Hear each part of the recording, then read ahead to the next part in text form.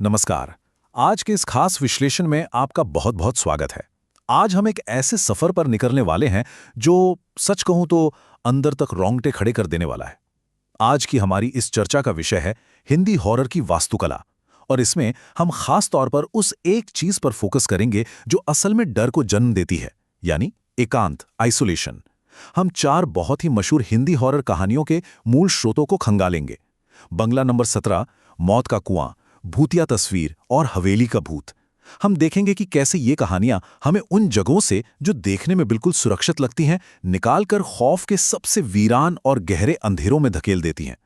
जरा एक सेकंड के लिए सोचिए, केवल पानी की एक बूंद की तलाश में कई जिंदा इंसान दफन हो गए। मौत का कुआं से ली गई ये लाइन सिर्फ एक वाक्य नहीं है, बल्कि ये तुरंत इस बात का एहसास करा देती है कि आज हम कितनी खतरनाक हकीकत का सामना करने वाले हैं। बात सिर्फ भूत प्रेत की नहीं हो रही है, यहाँ बात उस खौफनाक स्थिति की है जहां इंसान की लाचारी और किसी जगह का सन्नाटा मिलकर एक जानलेवा जाल बुनते हैं। तो आइए इस सफर की शुरुआत एक ऐसी जगह से करते हैं जो हम सबके लिए बहुत जानी पहचानी है। तो चलिए खौफ के इस पहले पड़ाव की तरफ बढ़ते हैं, शहरी दुस्वप्न। अक्सर हमें लगता है ना कि डर सिर्फ किसी पुराने सुनसान खंडहर या घने जंगल में ही होता है, लेकिन ऐसा बिल्कुल नहीं है। हमारी पहली कहानी की शुरुआत एक बहुत ही आम सी स्थिति से होती है, जहां लोगों की भीड़भाड़ के बीच हमें सुरक्षा का एक झूठा सा एहसास होता है। विक्रम, सुनील और जॉन ये 3 बचपन के दोस्त हैं जो आंखों में कुछ सपने लेकर काम की तलाश में बंबई शहर आते हैं। ये बहुत ही आम बात है ना? वे इस बड़े और दौड़ते भागते महानगर में आते तो हैं, लेकिन इस बात से बिल्कुल बेखबर होते हैं कि बंगला नंबर 17 के बंद दरवाजों के पीछे कौन सा भयानक अंधेरा उनका इंतजार कर रहा है। अब यहाँ एक बहुत ही दिलचस्प और डरावना सवाल उठता है। इतने खचाखच भरे शहर में कोई भला कैसे एकदम अलग थलग पड़ सकता है? और यही इस खौफ की सबसे बड़ी विडंबना है। बाहर की दुनिया अपनी उसी तेज रफ्तार से चल रही है, सड़कों पर भीड़ है, लेकिन उस प्रेतवादित बंगले की 4 दीवारों के अंदर वे तीनों दोस्त पूरी दुनिया से एकदम कट चुके हैं। किसी को कानो कान खबर नहीं कि अंदर क्या खौफनाक खेल चल रहा है। असल में यही शहरी एकांत की सबसे सच्ची दहशत है।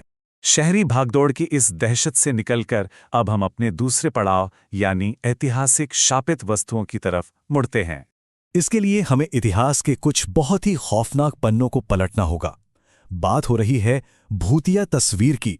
यहां खतरा कोई आम साया नहीं है जो खुले में घूम रहा हो, बल्कि वो इतिहास के पन्नों में, या यूं कहें कि कलाकृतियों के फ्रेम के ठीक अंदर कैद है।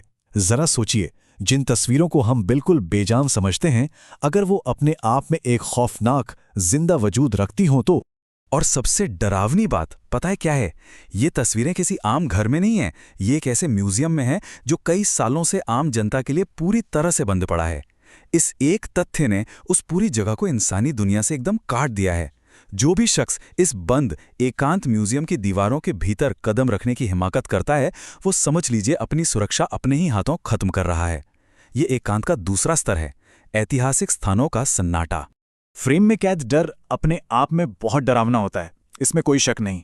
लेकिन क्या हो अगर ये खतरा उन पुरानी तस्वीरों के फ्रेम से बाहर निकलकर एक पूरी की पूरी विशाल जगह पर अपना कब्जा जमा ले?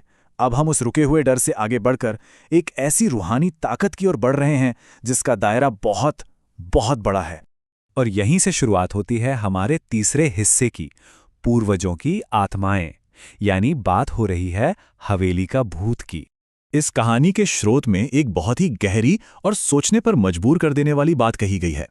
रूहानी ताकतें हमारे आसपास हमेशा मंडराती रहती हैं, उनकी एक अलग ही दुनिया होती है।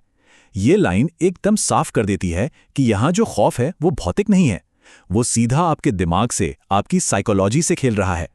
एक ऐसी दुनिया है जो ठीक हमारे आसपास मौजूद है, बस हमें दिखाई नहीं देती। इन पुरानी पैतृक हवेलियों में असली डर इस बात का एहसास होने से पैदा होता है कि एक अनदेखी दुनिया लगातार हमारी इस दुनिया पर हावी हो रही है। आप हवेली के किसी भी कमरे में भाग जाइए, कहीं छुप जाइए, कोई फायदा नहीं, क्योंकि वो खौफ किसी एक सामान में नहीं, बल्कि उस पूरी जगह की हवा में घुला हुआ है। ये वो एकांत है जहां इंसान अपने ही दिमाग और अपने ही ख्यालों के साथ बिल्कुल अकेला पड़ जाता है। चलिए थोड़ा रुककर सोचते हैं। अभी तक हमने भीड़भाड़ वाले शहर में एक बंगला देखा, एक बंद म्यूजियम देखा और एक बहुत बड़ी हवेली देखी। ये सभी इंसानों की बनाई हुई जगहें थी। लेकिन तब क्या होगा जब हम इंसानी दुनिया की इन सरहदों को भी पार कर जाएं? जब हम प्रकृति के एक अंतहीन, कभी खत्म ना होने वाले सन्नाटे में प्रवेश करें, क्या तब बचने का कोई भी रास्ता बचता है? यही सवाल हमें ले जाता है हमारे सफर के सबसे खौफनाक और आखिरी पड़ाव पर, एकांत का वो जाल जहां से कोई नहीं लौटता। चलिए एक बार फिर से इस सफ़र की शुरुआत को याद करते हैं।